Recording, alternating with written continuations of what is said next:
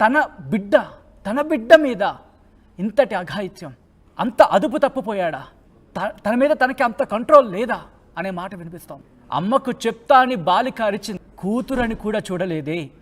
అంత కసాయి తత్వం పెంచుకున్నాడు నరేష్.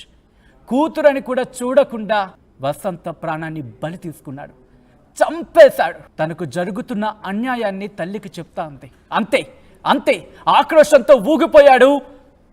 తన కూతురని చూడకుండా తన జీవితంలో వసంతాన్ని నింపాల్సిన ఆ తండ్రి పూర్తిగా ప్రాణాన్ని తీసేశాడు. నడిగడ్డ తండా సమీపంలోని పొదల్లోకి తీసుకువెళ్ళి తలను నేలకేసి కొట్టాడు, హత్య చేశాడు. 11 నిమిషాల్లోనే నవమాసాలు మోసిన ఆ తల్లికి కడుపు కోతను మిగిల్చాడు నరేష్.